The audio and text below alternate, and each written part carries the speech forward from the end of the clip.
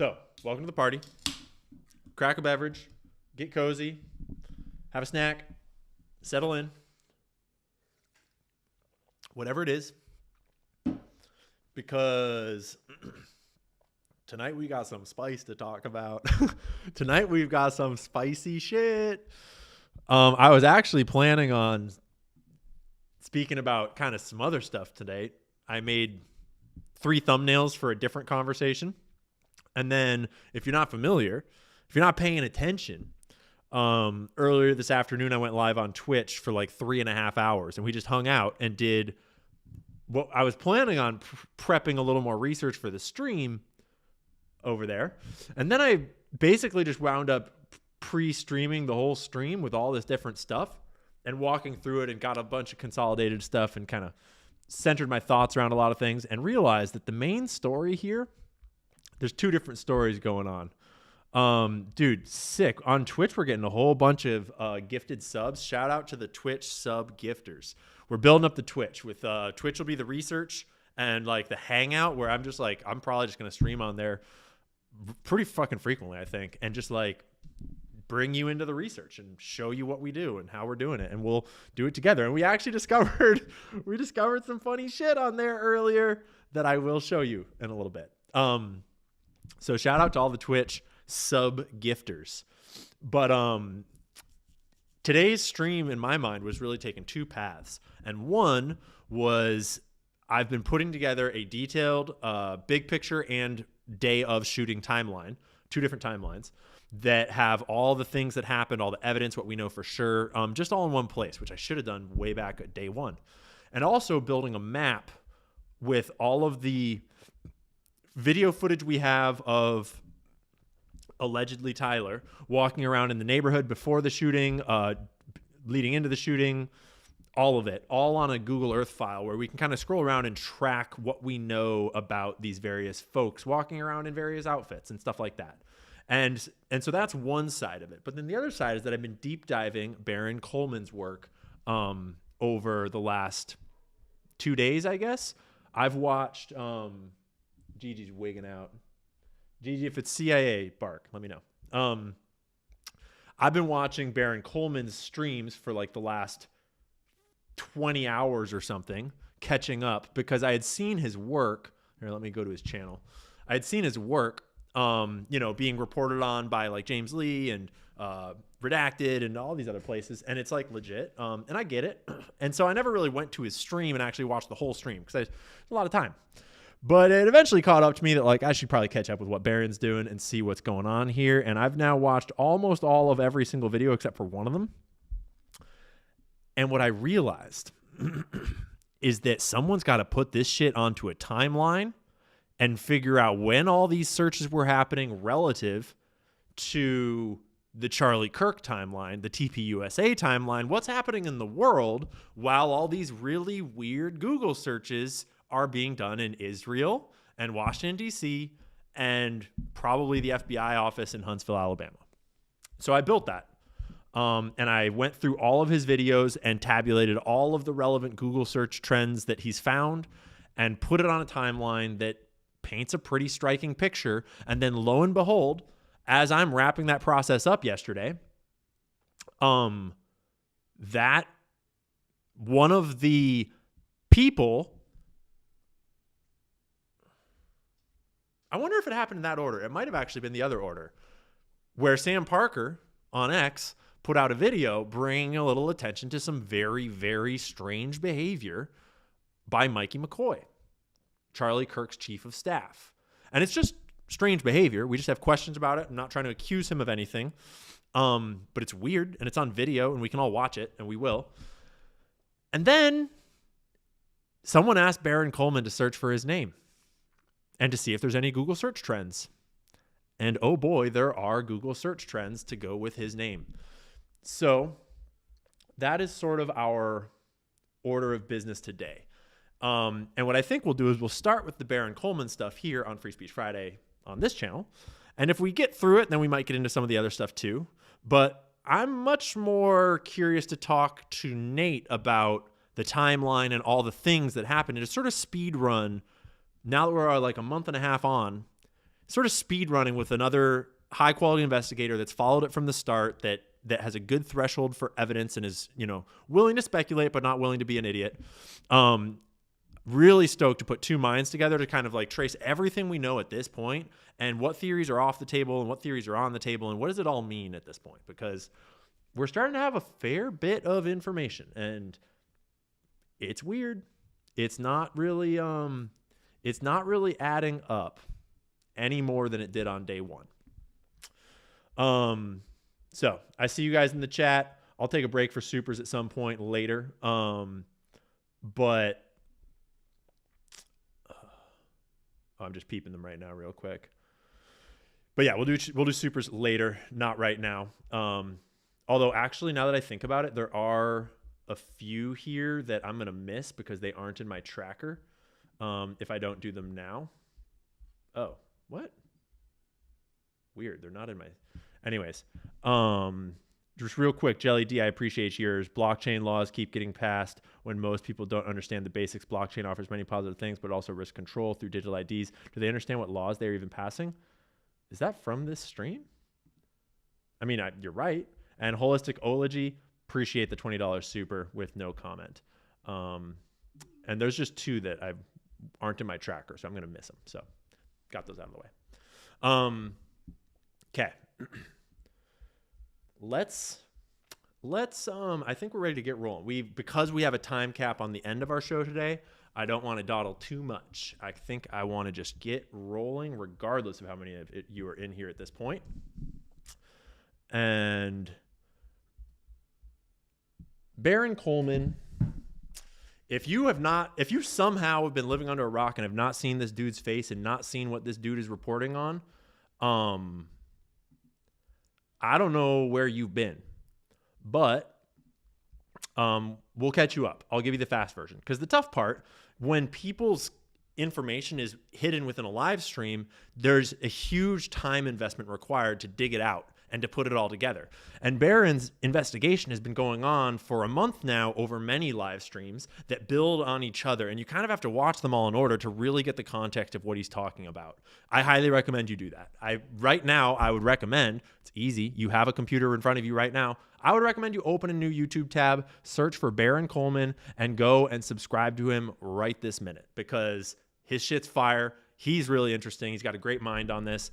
And he's bringing some of the most concrete facts, not like it's proving anything about like that person did it, but concrete facts about things that did happen that are extremely suspicious, that are digital, that is a digital footprint of what looks an awful lot like the planning of an assassination happening before the assassination.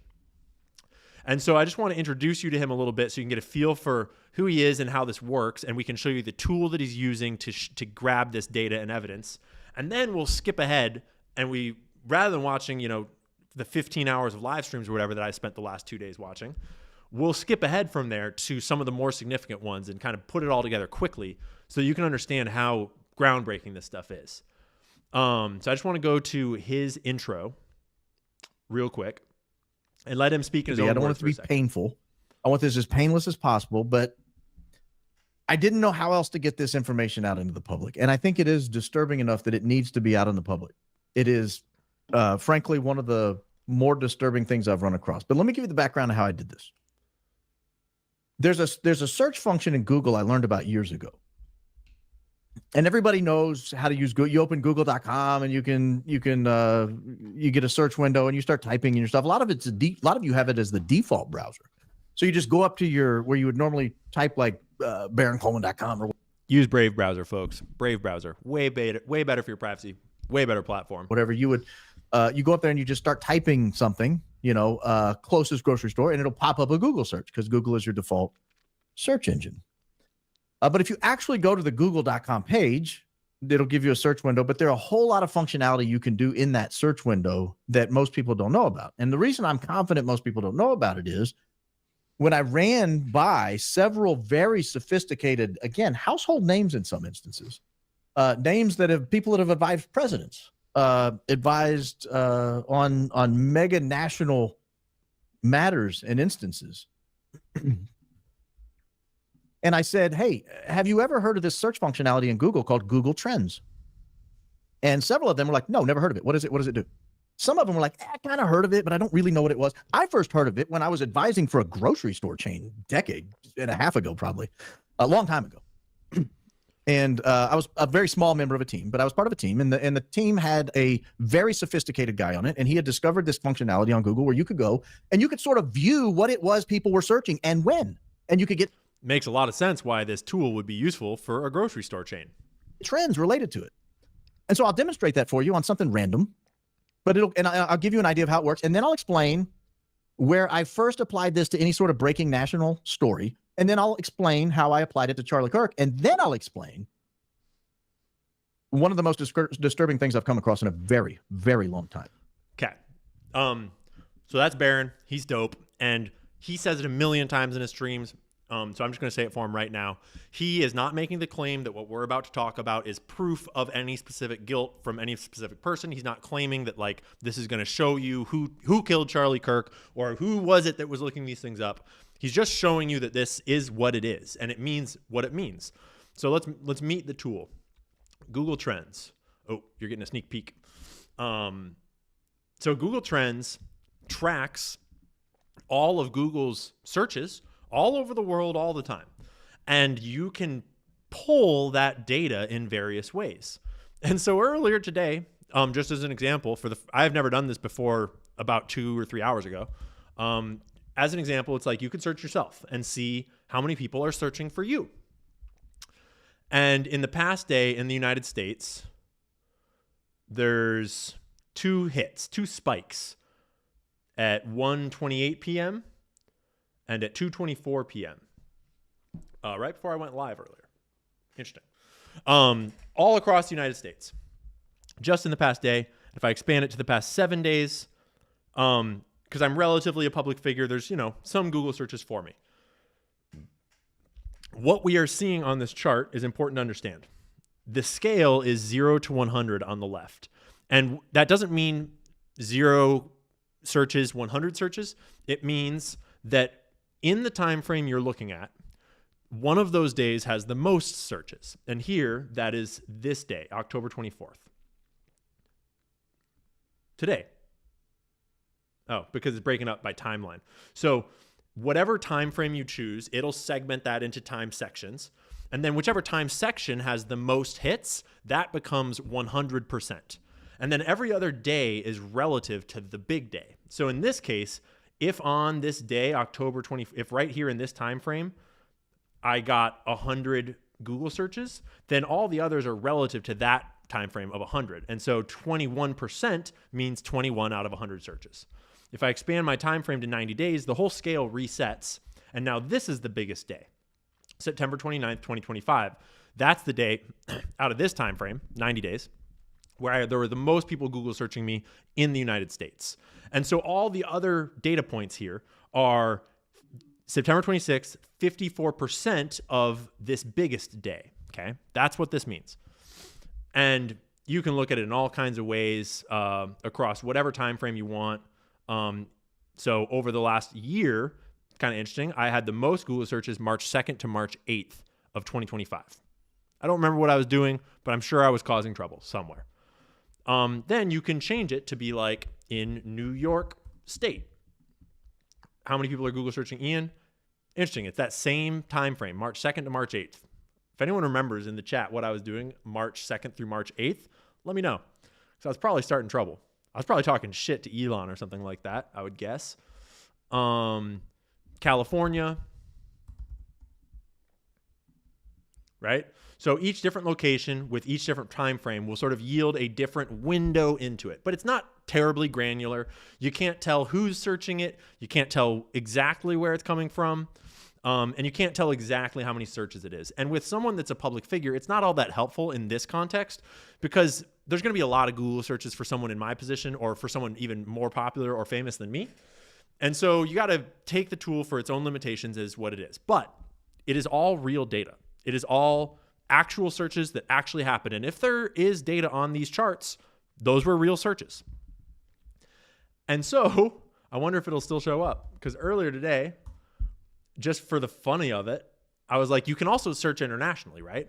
And so over the past 12 months in Israel, there's no significant data to show that people in Israel are searching for Ian Carroll. Thank God. Thank God. But then I reduced the time frame to 30 days and to 60 days, and it was like, cool, nothing's showing up, nothing's showing up, nothing's showing up. And on one of the time frames, it showed me a little blip.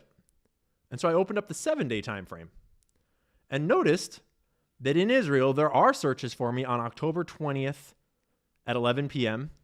and October 21st at 5 a.m. And it might just be a few searches. It might just be like 4 Google searches and 1 Google search kind of a thing. Although 21% doesn't really equal 1/4, but you know what I'm saying?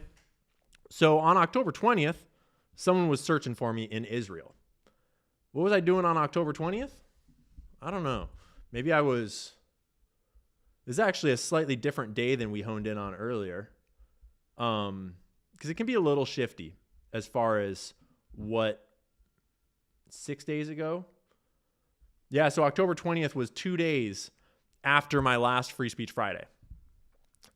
2 days after I did this whole live Free Speech Friday about the Israeli propaganda machine and about all the Jewish donors and about all the organizations they have and their skirting of FARA. It was a very critical stream, let's just say.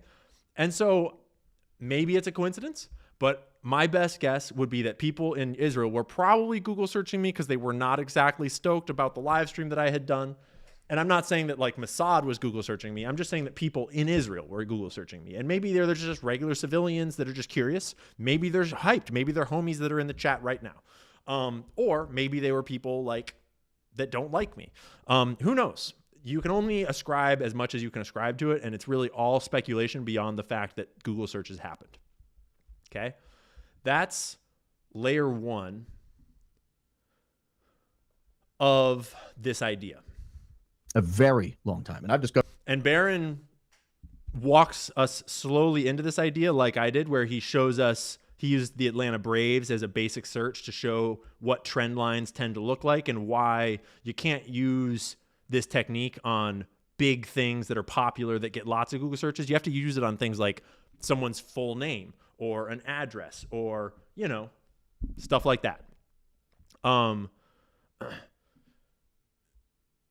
So then he searched Tyler James Robinson, which is Tyler Robinson's full name. Most of us don't know Tyler Robinson's full name, but it is Tyler James Robinson. Tyler James Robinson. So I did a search for Tyler James Robinson nationally over the entire United States for the past 7 days. And you'll notice the gigantic spike right after the news broke. But I noticed right over here, there was a little blip on September 9th at 7 p.m. Damn, that's weird. That is weird. And keep in mind, this is a blip large enough to show up on an index at a 2. Now, granted, I'm going to keep going. You're going to be surprised by what I show you here in a few minutes. It's a blip large enough to show up as a 2 the day before the Kirk shooting. The day before the Kirk shooting, someone in the United States searched Tyler James Robinson, the full name, first, middle, last name of the shooter. Now, what's interesting about that is I've not seen him listed anywhere as Tyler James Robinson. I've seen Tyler Robinson a lot. I've seen his name, his mom's name. I think her name was Amber. Okay, so not going to sit around and watch the whole thing. I recommend that you do go watch the whole thing because he gets into more granular detail. And he looks up different locations and he hones in. And he also looks for other locations where there is no data and he shows you that. And so the granularity of watching his whole stream is important because you get the context that it's not he's not just like cherry picking random things and being like, look, there's a crazy trend.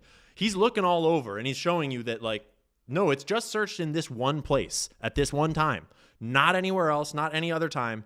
That's weird. And what he realizes is that Tyler James Robinson was searched the day before the shooting in the United States, and he hones in on realizing that Tyler James Robinson was searched in Washington, D.C. at 12 p.m. the day before the shooting. And he was searched in Huntsville, Alabama at 4 p.m. the day before the shooting. And Huntsville, Alabama is a weird place, but he knows from his time looking into Thomas Matthew Crooks, which is where he first started applying this technique to crimes like this, to high-profile cases. He knows that in Huntsville, Alabama, there's an enormous FBI field office. And so Huntsville, Alabama shows a lot of blips on a lot of searches that he winds up doing. And then also the District of Columbia at 9 p.m., there was a huge signal. And that is not what's on screen there. That's District of Columbia. District of Columbia. And then he shows, oh, and then he's on to something else. I must have skipped over it. So that's the technique that's being used here. And this is just the start. Tyler James Robinson is just the start. I decided to go through all of his streams and tabulate all of the relevant searches onto a timeline. And it looks like this. And everything blue is a Google Trends search correlated to this case that is super suspicious that Barron has highlighted on his streams. And there's probably many more that no one's found yet, or that Barron has not found, but maybe someone else has. This is just what's in Barron's streams that I thought were relevant. And there's even other ones that were maybe a little less relevant that I just didn't put on. Just because some of them, like he's not trying to cherry pick. He's showing like this one is interesting, but not necessarily, it might be noise. It might, some of them are a little more, there's other explanations, but some of them there's not. So let's look at this. Here is, before we get into the timeline too much, let's just look at all the searches. This is a different tab where I've got all the relevant searches with the dates and locations. Tyler James Robinson was the first one he found. Then you remember there was this plane that took off nearby that people thought maybe someone had escaped on this plane that took off from this airport. Tail number N88KG. Well, the owner of that plane was searched in the DC metro area at 1 p.m. on September 7th, just days before the shooting. His full name, Derek Maxfield. Not the rarest name in the world, but his name doesn't get searched other places. It was just in the DC metro area. And then on September 9th in Huntsville at 10 a.m., where the FBI field office is, and in Utah on September 9th at 8 a.m., and September 10th in the District of Columbia at 11 a.m., all before the shooting. The tail number of the plane was searched the day before the shooting in Utah at 2 p.m. and in Arizona at 2 p.m. on September 8th. The plane was flying to Arizona. The tail number of the plane? I mean, that could maybe make sense in Utah and Arizona. Utah Valley University was searched sometime in early September in the DC metro area. Lance Twiggs. Lance Twiggs was searched all the way back in 2023 in the DC metro area. And he was also searched in Israel all the way back in 2021. Someone in Israel Google searched Lance Twiggs with 2 G's, which is kind of weird. It's a pretty specific name. So there's some searches for Lance Twiggs dating all the way back 2 years plus.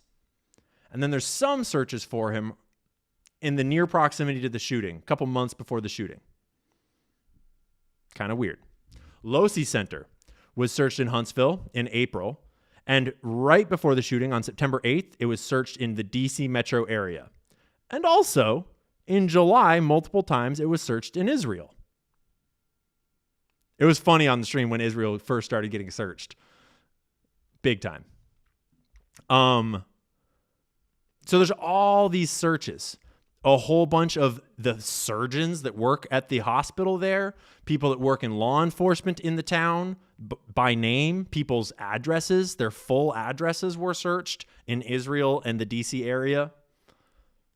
A lot of these searches are in Israel, which is all very weird. And there's even a few YouTubers and pundits and people that were searched, which could be nothing. It's hard to say. But Barron has this saying that he says on all of his streams, which is once is a random occurrence, twice is a coincidence, and 3 times you might have a pattern. And we're at 42 searches that I thought were relevant just on my list here, compiled from his list. And there's other people starting to dig into this stuff too. It is important to note that we've seen multiple times that once one of these searches is made public, the data seems to change, like within a couple days sometimes, particularly on his stream, probably on my stream now too. And maybe this will be the last big time that this technique works on a high-profile case, but it's very relevant. And so before we get into the next piece of this, let's meet our guy, Mikey McCoy. And actually, before we get to the video that Sam Parker put out, let's do a little bit of context here. Mikey McCoy is the chief of staff for Turning Point USA. So he was Charlie's chief of staff for about a year now, and he'd been working very closely high up there for many years at this point. Very close. This is Mikey right here. He is the son, if you recognize that name, it's because he is the son of Pastor Rob McCoy. And I just want to give a quick shout out to our boy, I am Coach Colin. I've been loving Coach Colin's content for the last week or two since I discovered him. And he puts out tons of videos, good like 10 to 20 minute videos on every aspect of this case. He covers everything and he's just fun. He like has no fear about having fun with the conspiracies, but he's also a smart guy that will actually parse the evidence. And so he's a great resource to keep up with everything that's breaking and every theory and every little bit. And I was watching one of his videos from just today where he's watching this Pastor Rob McCoy speech. And I was like, man, I want to look up that speech and get that clip. And so I went and found it. And this isn't the exact same clip, but it's interesting. Justin's the CFO, chief financial officer, and Mikey's the chief of staff. Those are his kids. And I'm watching, the minute Charlie was shot, he called me, says, Dad, Charlie's been shot in the neck. We're going to come back to that statement in just a second. Please call every pastor and pray. I said, okay, son. He has wits about him. He was just directing. He had blood all over him. And Frank Turek. Wait.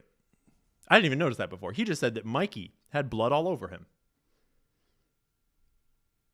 Let's remember that in just a moment. I want to address something. The stupidity of the internet. This is the fun part. Signals. Really? You're going to put that garbage out? That they were giving hand signals? That was... Bro, do you see the satanic hand signal? Bro, dude, do you see the hand signal that he's putting up right now? Frank Turek. He was covered in blood because he was giving Charlie CPR. He's an apologist for the Christian faith. His children were on the phone when he was videotaping it, and they saw the bullet. His heart's ripped out. Signals, really? And the other guy, Dan, the security guard, he's somehow tied in with this conspiracy. Get over yourself. Dan is a believer. I love that man. Why didn't he check the roof? I don't know. I do know that they do. I know they have a limited detail. Anyways, we don't need to listen to his whiny voice all day. There is truth to what he's saying that like, yeah, it's important not to like dogpile on to people that are grieving that are close to it's a touchy subject. It's true. But I just wanted to get you to know his face a little bit. If you're not familiar, Pastor Rob McCoy is extremely pro-Israel. But he said a few things right there that are going to be really, really, really relevant when we watch video footage of what his son, Mikey McCoy, the chief of staff, did right when Charlie got shot. And here's the thing about video evidence. There's a lot of things that we sort of kind of know. There's a lot of things that we've got information about, but it's like, can you trust the source? There's a lot of parts of this story that are speculation and are probably always going to be speculation. But video is video. And yeah, there's AI, there's editing, there's all sorts of stuff that can happen to video, but the original video footage that we've got of this event, I think we feel pretty good about most of the original video footage. And none of it has really been outed as being AI yet, and we're still in the era where we're pretty sure that the entire internet combined can identify an AI video probably, especially a high-profile case like this.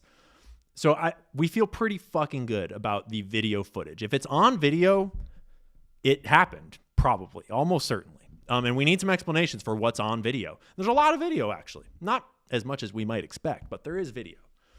And so maybe there's a rational explanation for everything that's caught on video.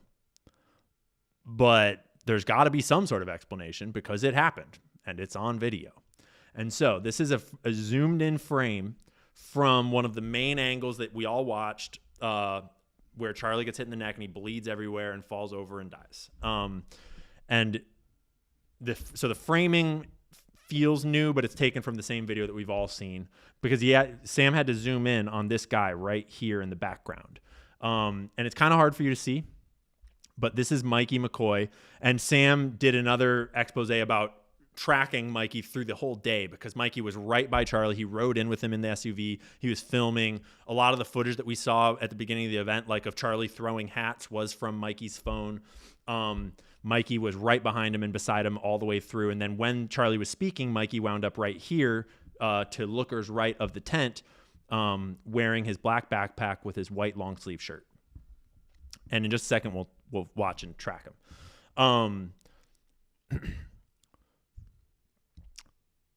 So I want to be clear. I'm not accusing Mikey McCoy of a crime. I'm not accusing Mikey McCoy of being involved in a conspiracy. Maybe there's a rational explanation for this behavior. All I'm saying is that on video footage, we see Mikey McCoy's actions during and right after the shooting, and they're weird. And it would be great to get an explanation from Mikey about his actions to clear it all up, because it's really weird. Remember, chief of staff. It's like the right-hand guy. And he was at Charlie's right hand all day long. Oh, I got to leave the audio on for a second. It's pretty intense, like gunshot audio, but... Gang violence. Great!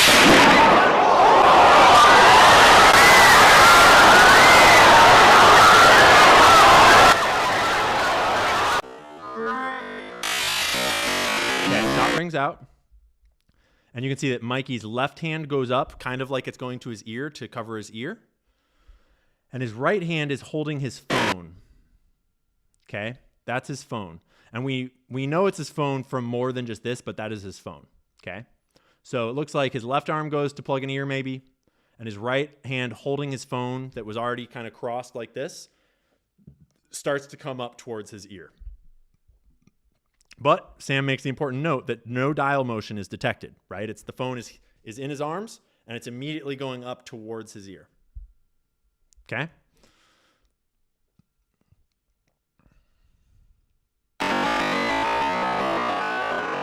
And he turns around. And Charlie has still not fallen over.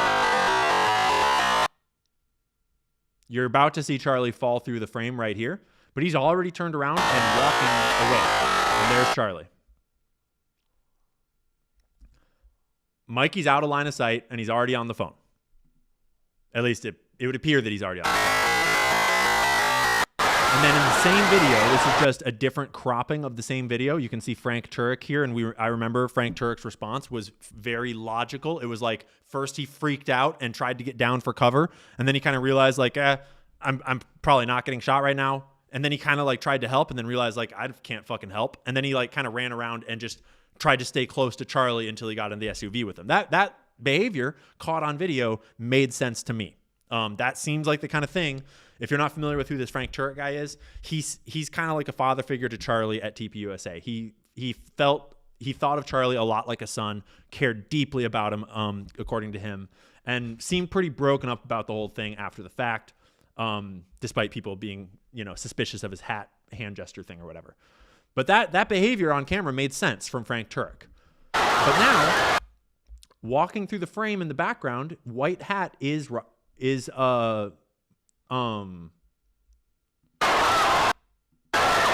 there.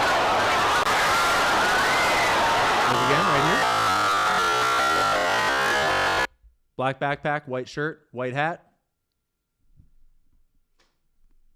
Like chief of staff?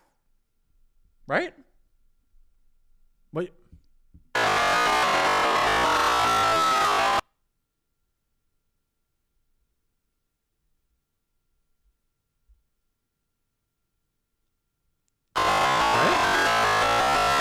He's on the phone, and he's just walking away. Gang violence. Great. Gang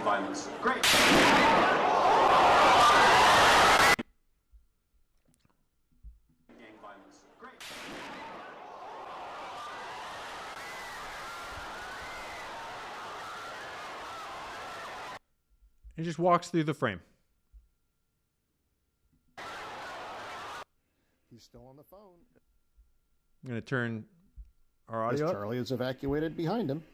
But what's he talking about? He doesn't actually know anything yet. He walked away without seeing what happened to Charlie. Who's he talking to? Right? So this is from a different video, right? From back behind the scene where Charlie is currently getting loaded into the SUV. We all remember the timeline here. It was pretty quick. It was like within a minute and a half or so. And bro is already on his way out of the venue, walking towards the parking lots over there. This is over in that direction is where the memorial got set up eventually. There is parking over there, but that's certainly not a logical thing to do at this moment, is to walk slowly towards the parking. When like he didn't see what happened to Charlie. He didn't see the response. He didn't see anything. He just turned and walked away on the phone. So who's he talking to? Right? And if we go back to his dad, Rob, didn't we just watch Rob say? Justin's the CFO, chief financial officer, and Mikey's the chief of staff. And I'm watching, the minute Charlie was shot, he called me, says, Dad, Charlie's been shot in the neck. Please call every pastor and pray. The minute that Charlie was shot, Mikey called me and said, Dad, Charlie's been shot in the neck. So was he on the phone with you? Because that seems pretty quick. And it's hard to say he even saw that it was a shot in the neck because he was behind him. But, right? Like, and he turned around within a second. But then he also says this. It's okay, son. He has wits about him. He was just directing. Directing from not the scene? Directing from leaving? I mean, he sure seemed to have his wits about him. That is true. He had blood all over him. He had blood all over him? Whoa, bro. Blood all over him? I mean, I see a white-ass shirt, and we watched him walk away. I don't see any blood all over anyone. And I'm pretty sure that the only opportunity to get blood all over him was just loaded into the car while he was walking away on the phone. He's the chief of staff. Right? So that's weird. And now it gets even weirder. Way weirder. Because someone went to Barron's live stream and said, hey, how about if you search... Where is it? Oh, it's because I'm in the other timeline. Where's Mikey?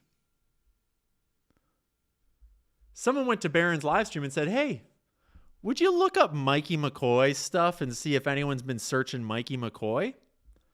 And lo and behold, there's a Google trend showing that on the 14th of July, someone in Israel searched for Mikey McCoy.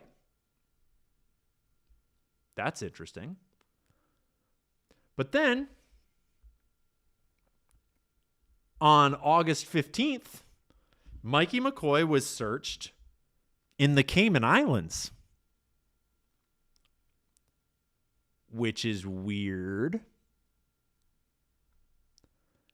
And then,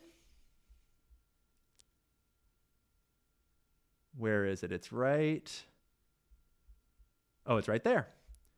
And then, on September 6th, 4 days before the assassination, someone in Israel searched Mikey McCoy's home address verbatim.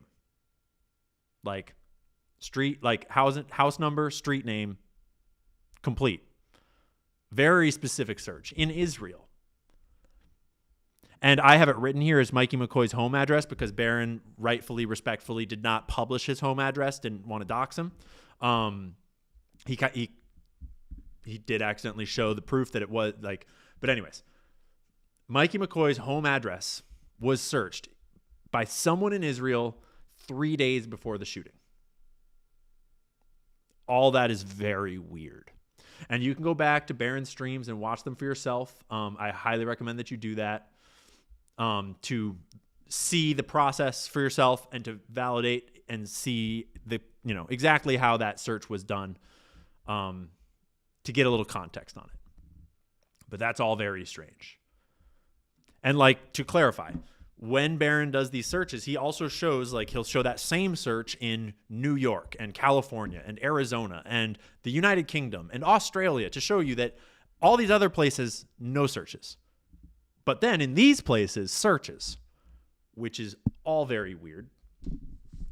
And so this is where I started to realize that putting all of these searches onto a timeline might tell us something interesting. Because Barron keeps on kind of saying how there's this, they all cluster around this 2-week window, sort of in the middle of July of this year is when the most searches happened. And he kind of says July 20th seems to be the middle of this big amount of searches going on. And so I'm sort of thinking, well, what happened around July 20th? What was happening in Charlie Kirk's life and in TPUSA's life and in Israel's life? And in, what was happening around that time in July? Do you know what it was? And I know if you were in the Twitch stream earlier, this is all recap and you were here for it. Hopefully you're having a good drink. But do you know what happened in July? Right around this time when all these searches exploded? Any guesses?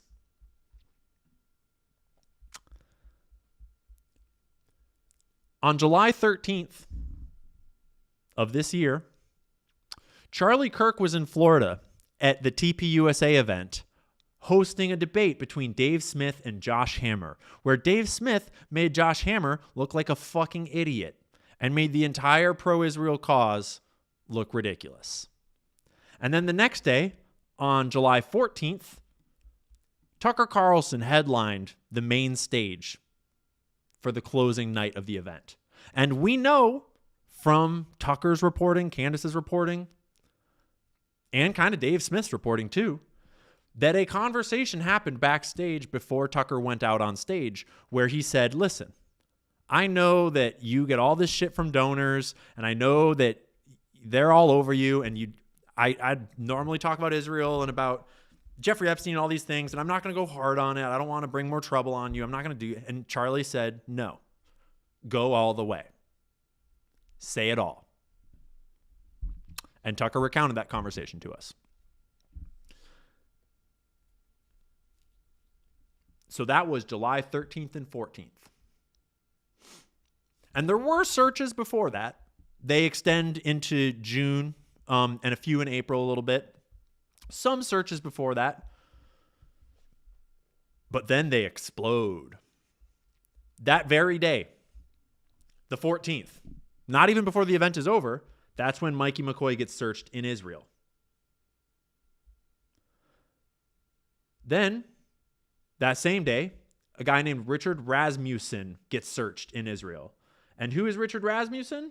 Let me reference my other sheet over here. He's one of the surgeons at Timpanogos Regional Hospital. 2 days later, Timpanogos Regional Hospital is searched in D.C. And then, that same day, in D.C., someone is searching for Bo Mason, who is the commissioner of the Utah Department of Public Safety that began his job on July 17th. The next day. On the 18th, Stephen Nealman is searched in Israel, then Lee Patterson, then Catherine Nestor, then George Hodgson Zinn. George Zinn was searched in D.C. Brian Gill searched in Israel. Robert Patterson searched in Israel. Lee Trotter searched in Israel. Lossie Center searched in Israel. You guys don't know any of these names. You've never heard of any of these names. Stephen Nealman, Lee Patterson, Catherine Nestor, Brian Gill, Robert Patterson, Lee Trotter. Who are they? Well, Catherine Nestor is Tyler Robinson's lawyer. And someone was searching for her name in Israel. Not in the UK, not in Australia, not even anywhere around the United States, just in Israel. All these other names, these are all surgeons that work at Timpanogos Regional Hospital. A few of them are involved in the police force in the area of the shooting. Schaefer Security was searched in Israel, which is like maybe just noise because Schaefer Security wasn't actually Charlie's security outfit anymore. They'd stopped a long time ago. Hunter Kozak, the guy that asked the question when Charlie was shot, he was searched in Israel on August 3rd. That's weird. If you recall, we have video of Hunter Kozak apparently practicing his oh shit expression before the shooting happened, and then being very oh shit melodramatic at the moment of the shooting. But Hunter Kozak is actually part of an organization that is dedicated to trailing Charlie Kirk on campus tours and then trolling him in the questions from a left-wing perspective. Hunter Kozak is like opposition to Charlie official. He's very vocal about how he feels about Charlie, and he's part of an organized offensive group to counter Charlie Kirk at the time. Some other interesting stuff about him too, but we don't have time for all of it. But what I'm trying to show you is that just so happens that this massive explosion in search trend data happens right after the TPUSA Florida event, where it becomes pretty apparent to a lot of Jewish donors that something's got to be done about Charlie Kirk. And obviously, there's a lot of speculation in connecting all of these things.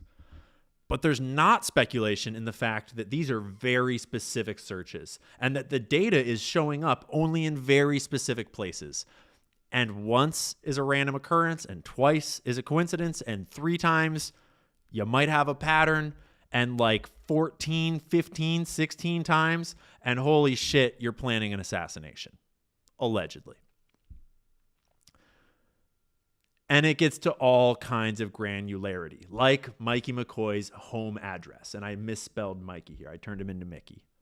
But that's not the only home address that got searched. On September 7th, 3 days before the shooting, someone in Israel searched W925S Street. That is a very specific search. Right? And I see in the chat, someone just said like 9 billion searches a day, for fuck's sake. Yeah, but none of them are for this. And we know that because when you look up W925S Street, look all over the country. Look at every jurisdiction. Look at other countries. Look all over the world. And see how many Google searches are done for that exact order of letters and numbers. How many digits are in your PIN for your debit card? 4, right? Because just 4 random numbers in a sequence is a fucking like uncrackable code. There's endless possibilities. But when you have letters and numbers and it's 1, 2, 3, 4, 5, 6, 7 characters long, I mean, it's not literally that because you kind of have to make words sort of like street. But still, that's an astronomically rare thing to search. And do you know what W925S Street is? Well, it's not Mikey McCoy's address, but it is where the gun was found. Like literally where the gun was found. It is this tiny stretch of road from about here to about here, which is like 1, 2, 3, 4, 5, 6, 7, maybe 8 houses. And the gun was found right here. Okay? So 3 days before the shooting, someone halfway around the world is searching for an address in this little town in Utah. I mean, it's not a little town. It's attached to Salt Lake City.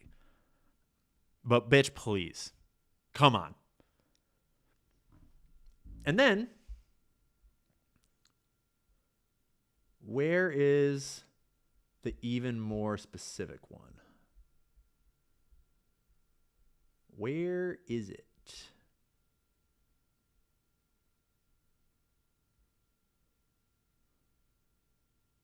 Am I getting confused? Pretty sure that I have tabulated in here on even more. Maybe I'm getting confused.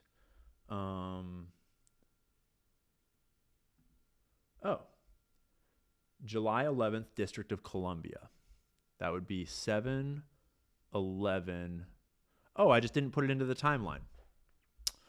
Okay, well, on July 11th here, let me, it's in my bigger Google search trends here.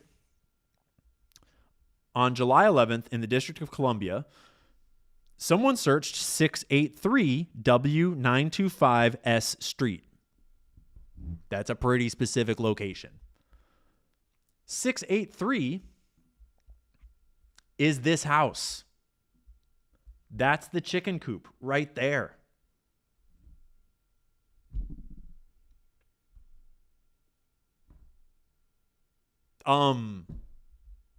What? What?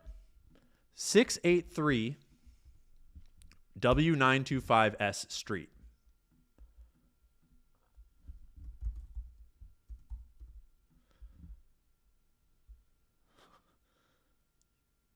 There's searches today for it. Because I talked about it earlier today. And I mean, you got to scan through all sorts of data. You got to get granular. You got to go to New York, big states, New York. Anyone searching for this random house in Utah in New York? And I don't know. I've not looked this up, but I just assume probably not. California?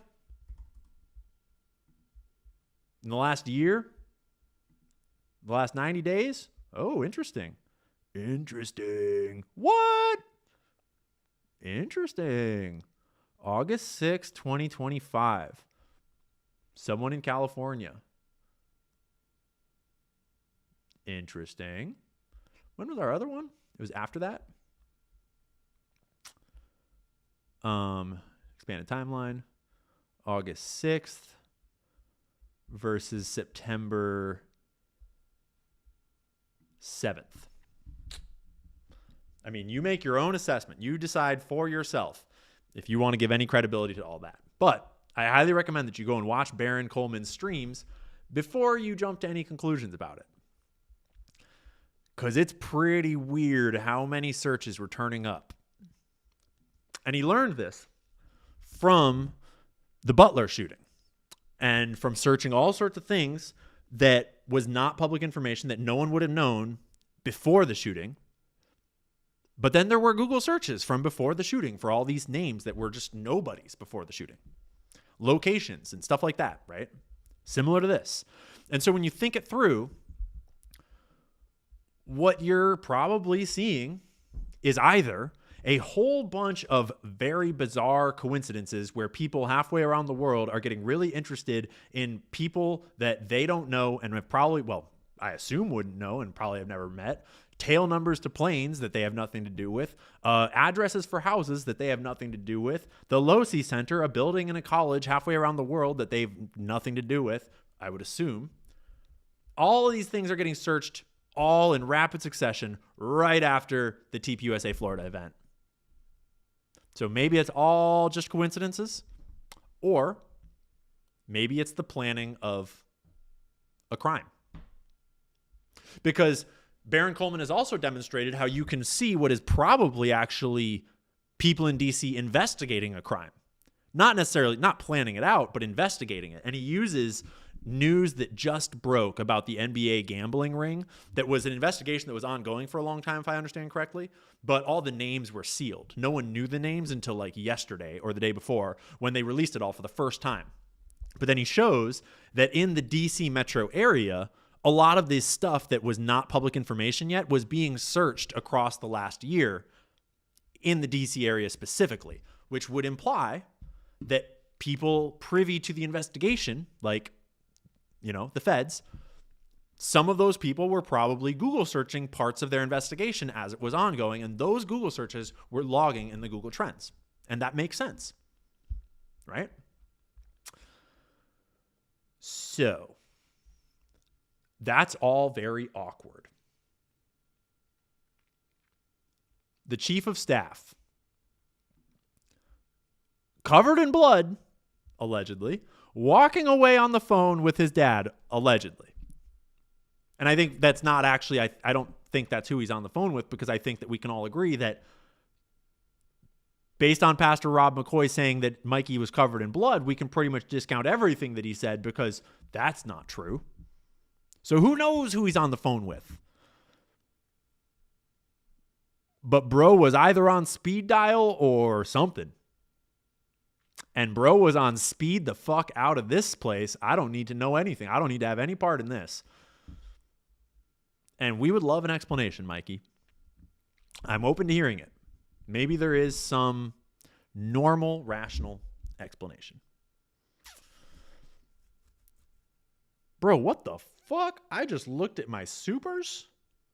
What are you doing, homie? We have got a whale in these supers, dog. Who are you? Dog. McKenoyer sent $500. Really appreciate you. Keep up the good work. Really appreciate you. Keep up the good work. You're a legend, dog. I appreciate you. I'll be sure to buy Gigi a tasty meat treat with part of that money. And she'll love you too. So, it looks like my super chat scanner is okay. No, there it updated. It might be working. I don't know. We're not going to go to super chats yet. I think what we're going to do is we're going to jump into the beginnings of what we'll go and talk to Nate about, which is all of this stuff on campus. Unless there's more in the timeline that we should talk about. There's probably more in the timeline that we should talk about. We'll do the timeline. And then we'll get to the other stuff with Nate in a bit. Chat, am I crazy, chat? Let me know. Am I crazy to think that Mikey McCoy probably should explain himself? Is that weird?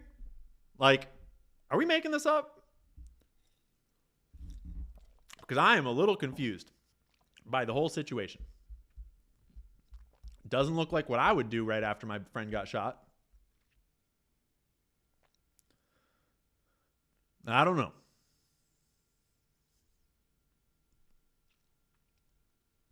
I don't know. But I'm just saying. Once you put it on a timeline, it starts to make a fuckload more sense. Because, okay, so here's something that I said earlier on the Twitch stream that we were doing earlier. But just to clarify what we're seeing here. There are search trend data that is suspicious from before that Florida event. Like, for example, the Losi Center was searched in Israel on July 7th and July 9th. And that's a weird thing to search if you're in Israel. Actually, the landscaping company that redid the crime scene, they were searched on July 6th in District of Columbia, DC area, which is like maybe a coincidence. Maybe someone in the DC area had some business with them or something. Who knows? And there are other searches too before that I didn't include. A couple of them, not a ton, but they trail off into the beginning of July, and there's some in June. There might have been a few in May, but not many. And then the TPUSA Florida event, and then a bunch of them. And they're all in Israel. And then, leading into the event, a lot more of the search trends that have been found so far, at least, are stateside in D.C., and a couple of them in the Huntsville area probably around that FBI office, but who knows? And so what picture does that paint if you kind of run with it, right? Supposing that the theory is correct in some form. Speculatively, what that would mean that we're seeing is that before the TPUSA Florida event, there was already planning of this thing going on. But it was not urgent, maybe. It kind of looks like someone was already planning this thing that might involve the Losi Center. Metab A. Saeed. Who is that? Let me look at my notes here. Metab A. Saeed. Oh, he was the old special agent in charge in Utah. Relevant. So what it looks like was happening is planning was underway in some form. And then this event happens in Florida and someone makes a phone call or something. And suddenly the Israelis are like, fucking let's go. And they just start going on full blast planning this out, I would assume. And it kind of looks like it's like, here you're seeing what someone is kind of like working on that day. And here you're seeing someone making a dossier that day. And there's probably a lot more search data that's relevant to this, but you would never be able to find it all. It's like, who knows? But these data points alone show that there's a huge spike in extremely relevant pieces of this crime all at once in Israel. And they're mostly in Israel. Not all, but mostly. And then on August 27th, this UVU campus event is announced for the first time publicly. I forget what the name of the publication was. It was a Utah publication. It might have been one of the college publications is where they first announced it publicly. And then there was a few other Twitter announcements after that. But in that time frame, August 4th is when the infamous Hamptons meeting takes place. August 6th is when Charlie Kirk went on Megyn Kelly's show and talked about how all the donors were fucking all up his butt about Israel and how he has no room to criticize his whole, that one. That happened right in the middle of this, right? And then they announced the campus event at UVU. And so I'm curious, Mikey, you might be able to answer this. At what date specifically did the idea of hosting an event at UVU come up? And who was it that suggested UVU? Because when you look at the tour that Charlie was on, you notice that they were going to Utah 2 different times for some reason.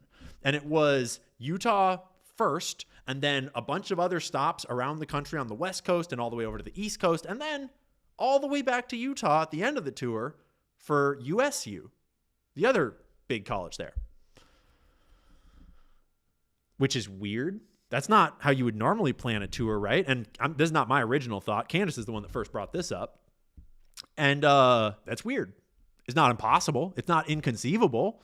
I mean, it's not like they were actually in a car road tripping to all of these events. They were probably flying to most of them. But still, why not put both of the Utah events right next to each other and just go once? You save a ton of money, right? And so I'm very curious for anyone involved with Turning Point, kind of a long shot, but I'm curious, at what point did the UVU campus location get first brought up? Was it in August? Or was it maybe back in July? Or was it maybe even before July? Right? And at what point did that become concrete? And who had access to that information? Who was privy to that theoretical possibility that maybe Charlie Kirk would be on UVU campus? Because all the way back July 7th and 9th, someone in Israel was searching for the Losi Center, which is very awkward. So then something really interesting happens. The UVU campus event is announced on the 27th of August. And there's a few more weird Google Trend searches, like the Sorensen Center gets searched in both Israel and Washington, D.C. on August 28th.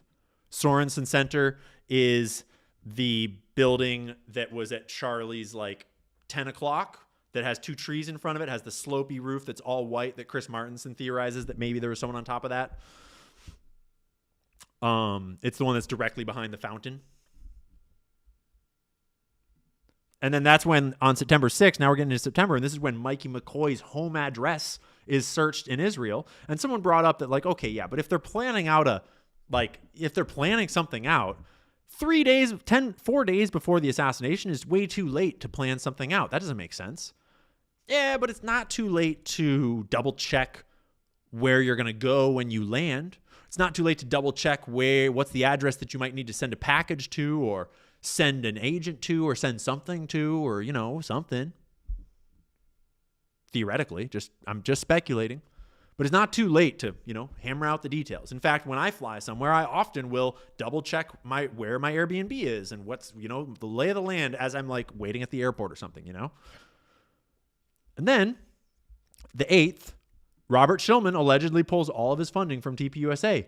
And then somewhere in this early September timeframe, I have not pinned down the exact date yet, Charlie's in the group chat saying, I have no choice but to leave the pro-Israel cause. And then, whether by coincidence or in response to that group chat, I think it's probably coincidence, most of the search trends shift to being stateside in the DC area. And if you're running with the theory, speculatively, what that would indicate is that the assets are on the move, that it's a go, and any assets that might have been based overseas, although I doubt that very much or any of them were, I think it was probably just planning and doing things like prepping schizophrenic people to play their part, so to speak, is my guess. But suddenly the operation is more stateside based on the searches that have been found so far. And that would track because now it's like it's go time. The plan is made and now it's just whoever's on the ground, whoever's the accomplices in DC are maybe just putting the last little touches on it, dealing with any weird changes like this plane. They're searching the owner of the plane. They're searching the tail number of the plane. They're double checking the low-C center, tail number of the plane. Tyler James Robinson, again, in Timpanogos Regional Hospital searched. And then remember that Candace alleged that 3 different sources told her that Charlie said the day before the shooting that he was worried they would kill him if he turned on Israel. Although I think I'm conflating two things. I think that in Candace's telling Charlie was worried that they will kill him. And it was in Harrison's tweet report that he said that his source told him that Charlie said he was afraid they would kill him if he turned on Israel. And that was like a month before. I've actually got to put Harrison's tweet on this timeline, actually. And then, let's not forget that on September 9th, Josh Hammer retweets Trump's 12-year-old execution tweet. He goes back 12 years in Trump's timeline to grab out his tweet about executions and says, based. And then it wasn't until the day before the event that UVU Review published specific location of the event. Theoretically, September 9th would have been the first day that anyone in the public would have known that the low-C center might have been relevant to this thing, right? But someone in Israel was pretty curious about it months in advance for some reason. And then you get to September 10th, right? And there's a lot more that happens after, but I'm really curious about what happened before right now. Right? Right? Like,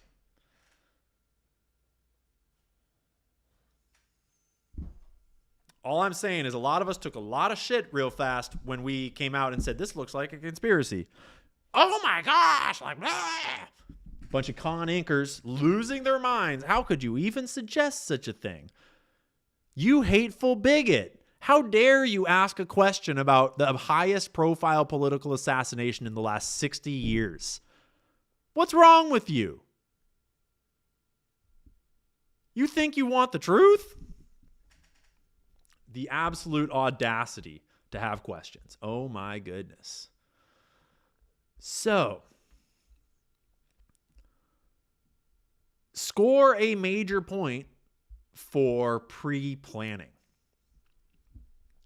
for following the evidence. Because there's very few pieces of this original official story that links up now. And real quick, before we go over and hang out with Nate in a little under an hour, I want to talk about the video footage that we have in this neighborhood. And I know the real hardcore homies that were hanging out on Twitch, they've seen a lot of this before. Hopefully it's just fun to hang out. Quit noticing. You're damn straight. You're dang straight. I got to say, guys, I am worried that our super chat scanner is missing a bunch of them right now because it just doesn't look like it has them all by any means.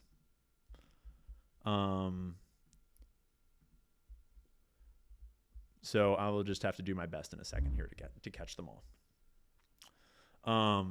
But real quick, before we do that, I want to give you the super cliff notes. Dude, I don't know if I can give you the cliff notes on this one fast enough. It's getting hot in here. Let me turn the AC on real quick.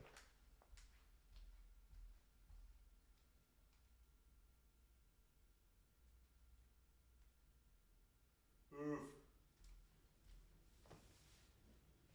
In Florida. We are in Florida, and the AC was set to 76, as in not doing a thing. Nice. All right. So, let's dive into this this neighborhood stuff for a second. And clear up a whole bunch of questions that we've kind of all had, whether we realized it or not, of like, who actually was where and doing what?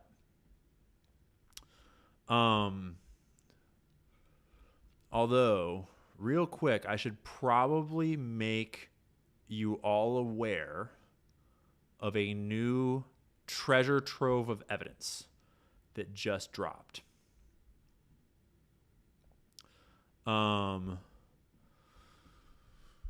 What was his name? I forget his channel's name. So instead, we're going to look up Lance Twiggs Discord. Turkey Tom. Okay. If you don't know about Turkey Tom, I didn't know about Turkey Tom. This new video he just put out completely changes the whole investigation. He got access to someone who is allegedly, and pretty much offered enough proof in my mind, just in this video alone, not even given whatever other information Turkey Tom was able to get about him. This guy, his source, has known Tyler and Lance Twiggs for like 6 years, goes over to the house frequently to play Magic the Gathering, or did, was in their Discord chats with them, and gave detailed insights into who Lance Twiggs was, what their life was like, what their home was like, what their friendship and then romance was like, what Lance Twiggs' journals were like, and oh boy, does it paint a picture. But first, I love his intro, his opening statement. Check it out. I'd like to start this video by saying that I'm a little bit out of my depth here, considering the gravity of what I'm about to show you guys, but I'm going to try my best. With that out of the way, let's get... Respect, bro. Facts. We are all a little out of our depth. And him, because he had done a live stream or a video at the very start about Tyler and the digital stuff, like his digital footprint, and someone had seen it and decided to drop a treasure trove of new information on his plate. And when that happens in a journalistic space, you have been selected and it's up to you. And Turkey Tom did not disappoint. And he puts together this whole video with all sorts of Discord messages, Reddit posts, photographs, never before seen information, personal details about Lance and Tyler, like anecdotal from his source. But also, it includes things like photos of the apartment with explanations of like what the fuck they were up to. It includes photos of a whole bunch of schizophrenic pages out of Lance Twiggs' journal that are, and like art projects and like stuff that Lance Twiggs was working on apparently, that are super schizophrenic, like obviously. And yeah, the chat is all over MK Ultra. I see you guys. You know what's up. Yeah, it paints the premier picture of not necessarily that he became schizophrenic because of MK Ultra. That's not what I'm saying. I'm saying that if you wanted to look for a target that might become a patsy or an access point, you're looking for the weakest link just to get you in somewhere. The schizophrenic kid is definitely your best option. And oh boy, was Lance Twiggs schizophrenic, allegedly. And so there's just a whole host of new, never before seen information that really fills in the picture about Tyler and Lance, that everyone that wants to know the truth kind of needs to watch.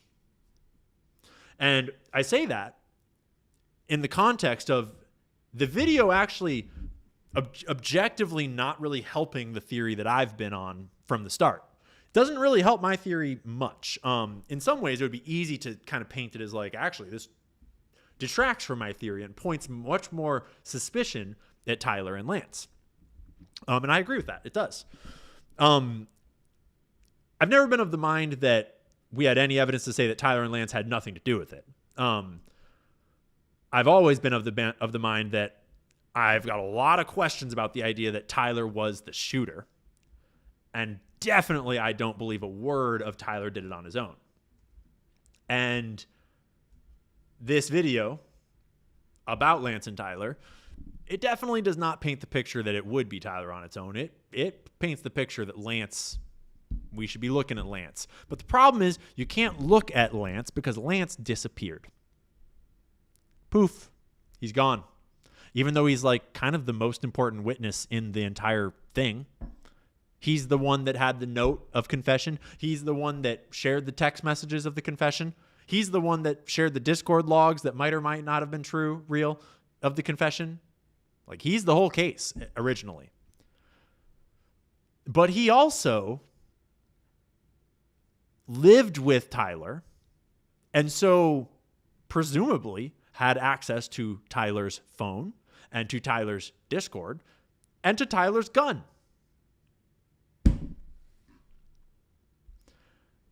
And so I said this earlier today.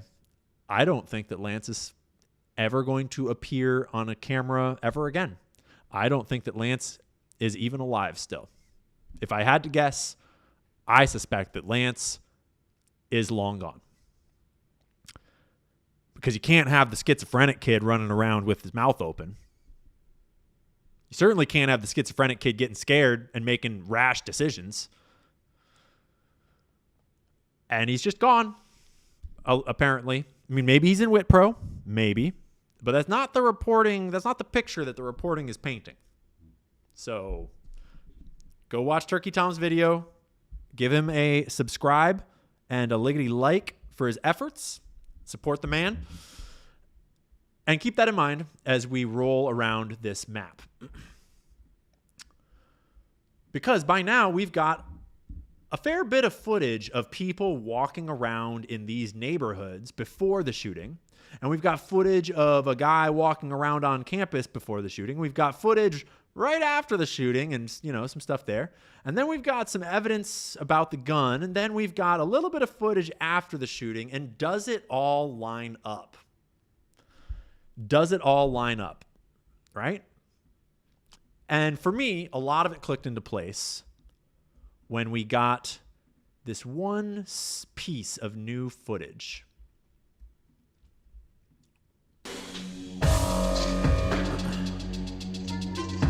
Shout out to Gray Hughes. I disagree with his entire assessment of the thing, but I love his style, his thoroughness, and he's great. He's a great resource.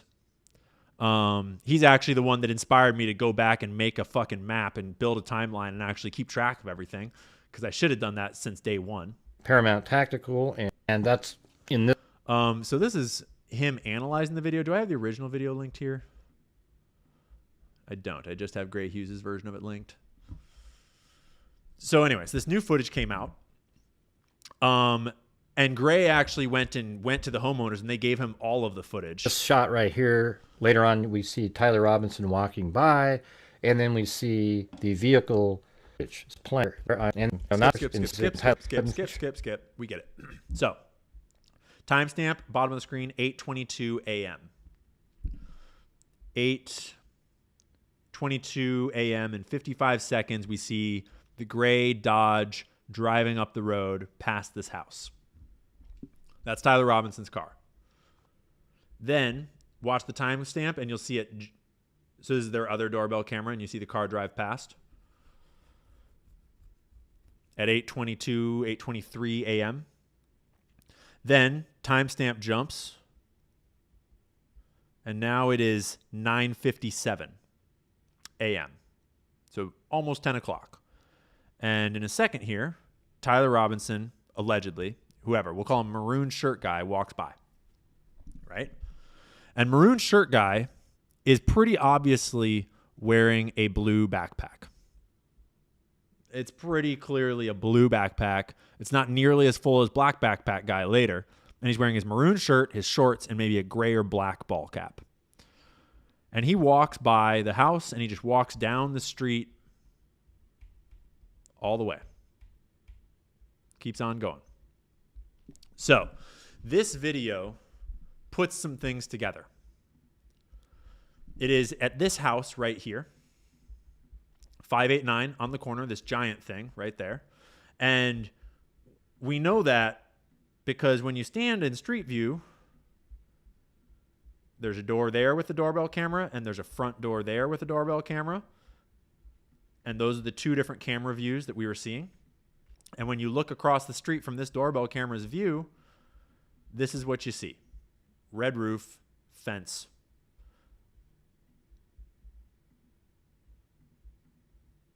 Red roof, fence, and the big tree. Big tree, big tree, right? This is our house. And it stands right at, how do I zoom out of you? It stands right at this intersection, which is a little confusing, but in the footage, you can pretty clearly tell that the car does not turn down this road, which is a cul-de-sac. The car keeps going. So who knows where it went? The car just drove around the neighborhood and then went off somewhere into the great beyond.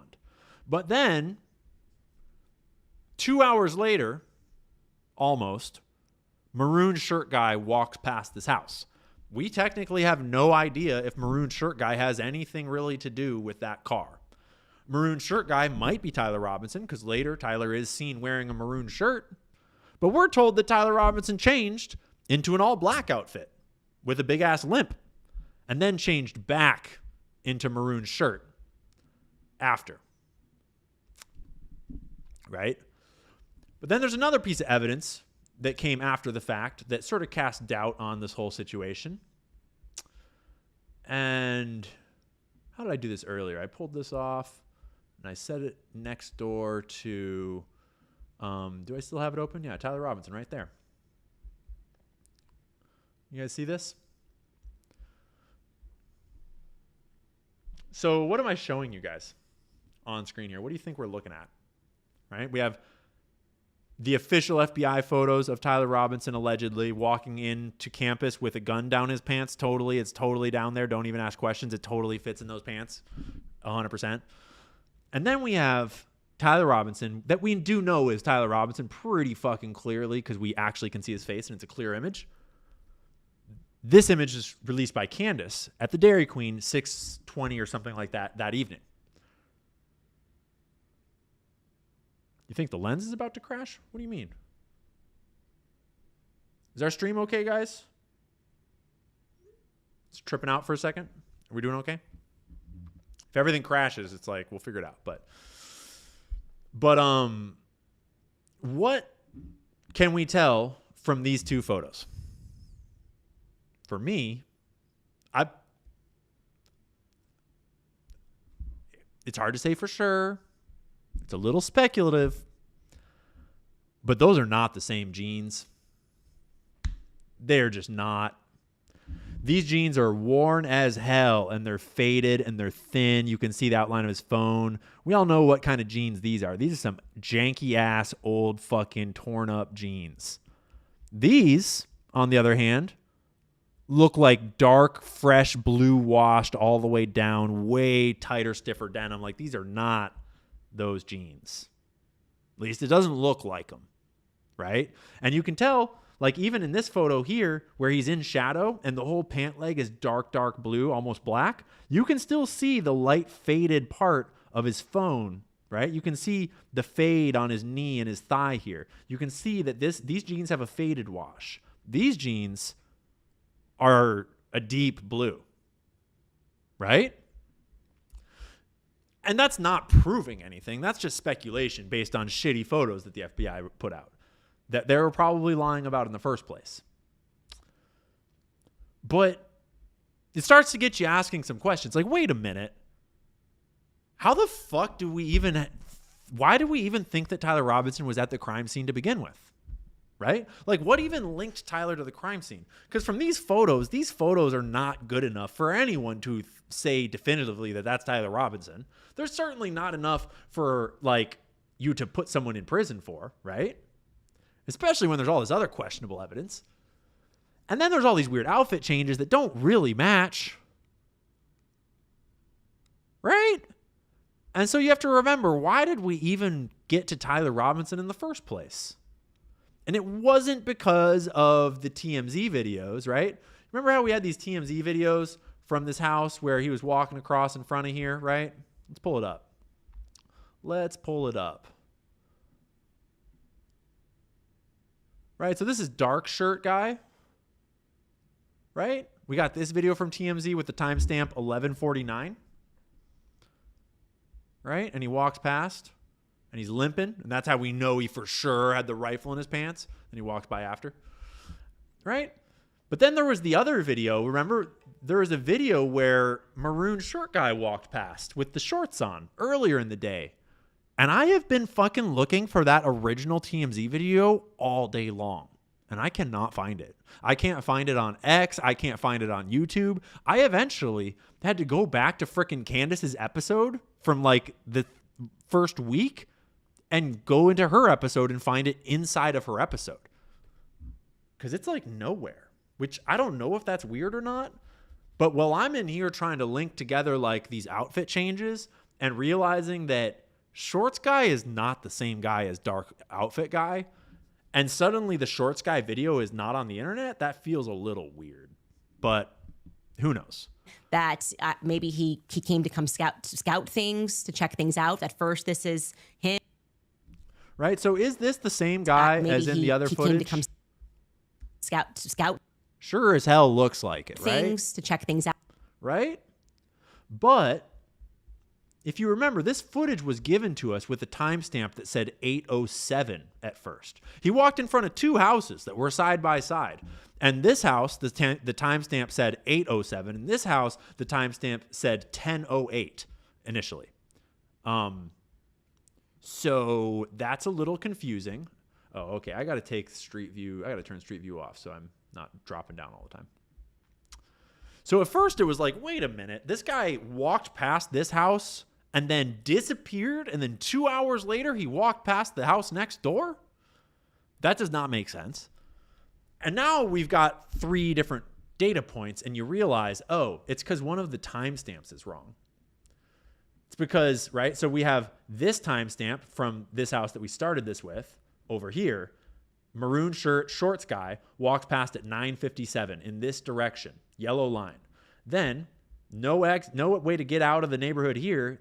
He must have walked around here, orange line, speculatively, turned the corner here, and then, not at 8:07, but actually 2 hours later, because of the incorrect timestamp, at 10:07, he passed by this house. So from 9:57, 10 minutes later, he's walked, a block and 2 blocks, 2.5 blocks.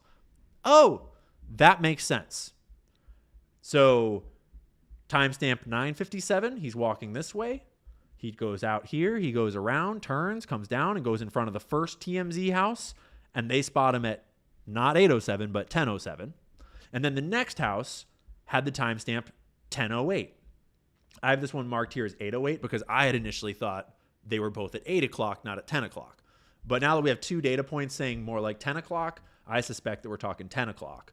And so this maroon shirt guy with shorts, he turns the corner here and goes down into the grass, and we never see him again on camera.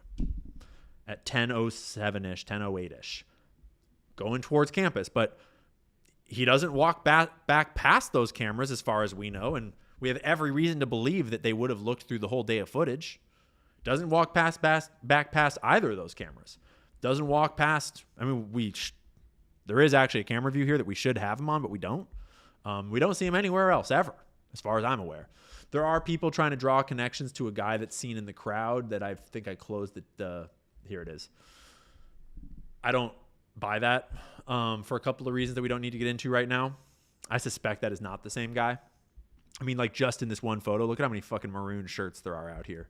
I don't think that that's enough to identify someone on, but that's beside the point. The point is, and we'll get more into this with Nate too, because we're going to run out of time. I got to just do some super chats before we go. But the point is that maroon shirt guy with the shorts, we have nothing linking him to the car.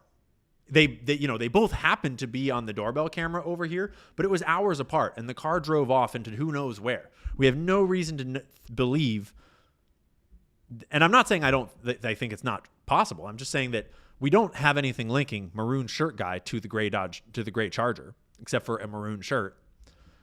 And if you presume they're the same person, but we also don't have any reason to believe they're the same person, other than like similar height and build. But if maroon shirt guy with shorts on walks into campus through this route and then apparently never exits, never comes back through this route, then how does black outfit guy wind up on camera here at 11:44?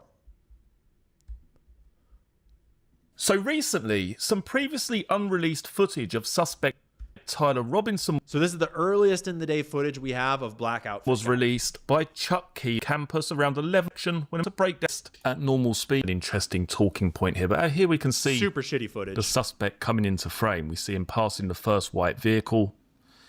Now, he's walking downhill. And this so guy, I'd crime imagine scene that to courtroom, did a thorough analysis of this video where there's kind of an interesting thing where a car kind of pulls up next to him. Here, So the Phone comes figure out the is pocket, right here checks the behind phone, this pole right now. stops at the intersection. At this point, we have the car pulling into the right-hand side alongside the suspect. And there's this like dark SUV that pulls. And what he means by pulling into the side is that it's pulled away from the center lane and pulled into this like side, like the parking lane, right where this guy is stopped and is standing. But it doesn't really park. It just Seems to slow right down slows down and then moves off to the bounces out of left, there. out back onto the road and past the dark vehicle. Now, this is where the limp,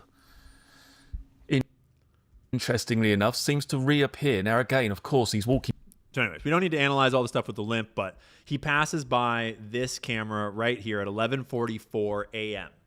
That's the first place that dark outfit guy shows up. Then dark outfit guy passes by these houses at 11:49 a.m. And that's the footage that we've all seen, the TMZ footage a million times. I don't even know. Yeah, right here. So dark outfit guy, double check the timestamp there, 11:49:43. Okay. Right. So he walks past these houses, down this hill, and then over to the tunnel, gets photographed at the tunnel, and that is this photograph right here. And then walks through the tunnel. There's another camera in the tunnel. That would be this photograph right here. And just to remind you all, if you don't know, I went to UVU and went all around and videoed all these places so that I would have context and understand. And then he comes out in this stairwell here. It's because you're underneath this. This is a parking garage, and you're underneath it. And you arrive here, and then there's this stairwell to get up to ground level. And that is this stairwell right here. It's very obviously this stairwell. So that's where these photos are from. And I'll remind you, left leg bent, right leg bent. No sign of a weapon in those pants whatsoever. And then he pops out this door right here. And this is where a lot of people that have not been there get confused, and they don't have any frame of reference for how he got from this parking garage over to the Losi Center. And a lot of people are like, I guess just guessing or speculating or filling in the blanks that he like walked up this road into the campus. That is totally not what he did. It's just, there's no way that that's what he did. And I'll show you my video of what it looks like when you pop out of this door. That I think I still have open over here. Where's my walk-in? Walk-in. Okay. Boom. So this is the tunnel that he walked into. That fence is why he went through the tunnel and didn't just cross the street, because they purposely don't want students crossing the street. Right here, you can see, oh, crap. Right there, you can see the, gosh darn it, click. Right there, you can see the camera, the little white guy, the camera that captured him there. And then he walks into the tunnel, and in this tunnel, there's another camera that took the other photo of him inside the tunnel. And then you're in the under level of the parking garage in the corner, and you go up the stairwell. This is where he got photographed by that camera.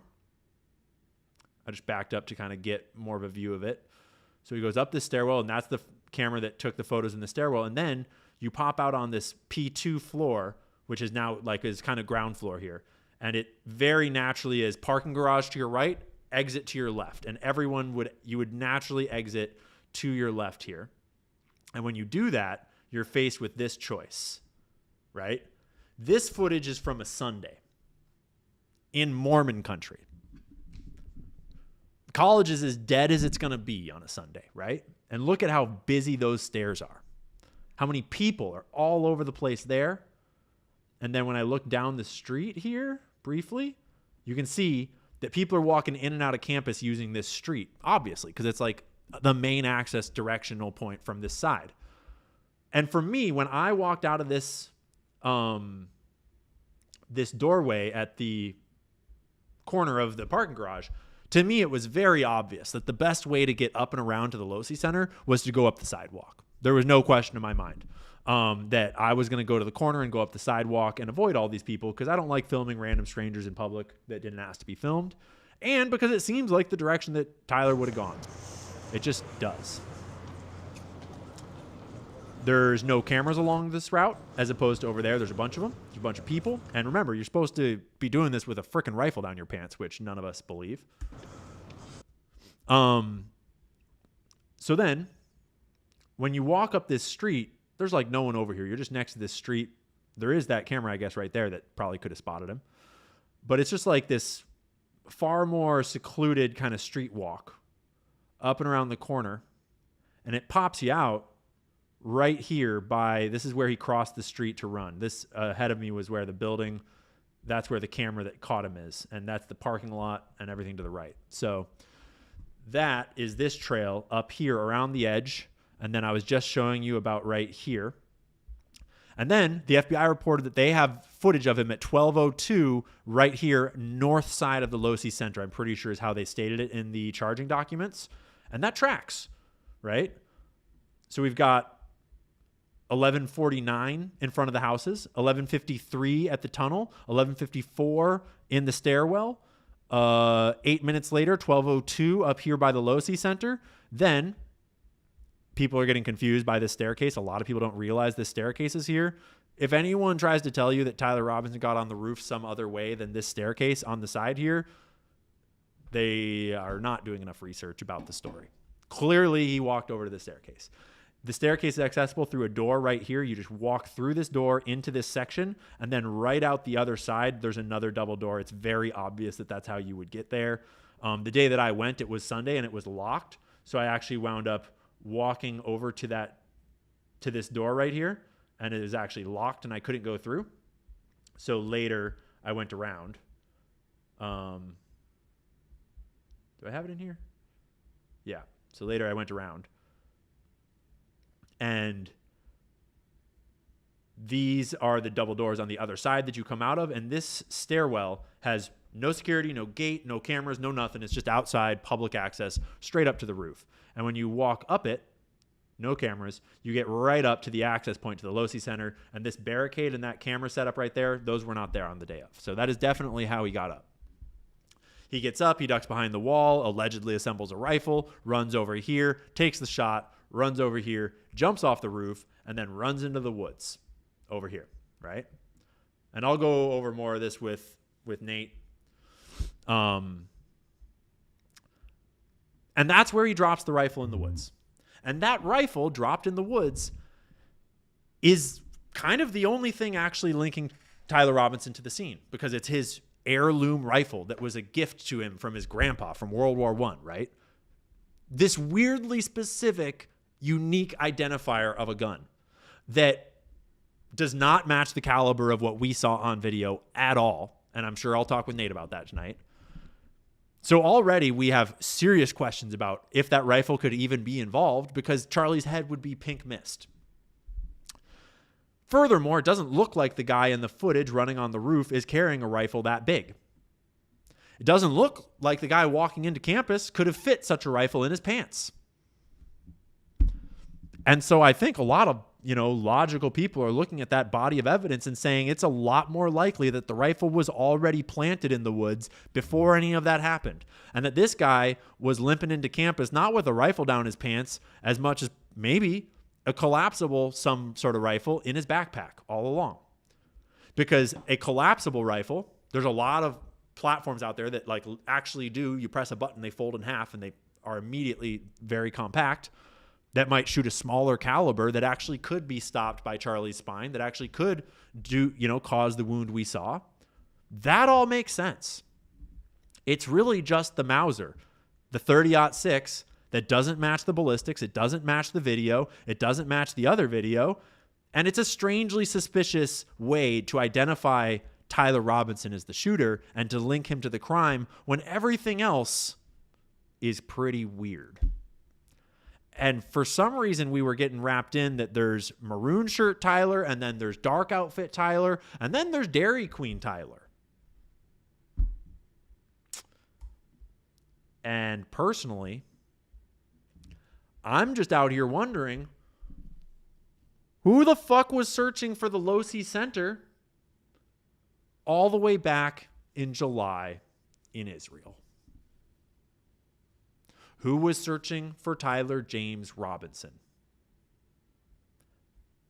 The day before the shooting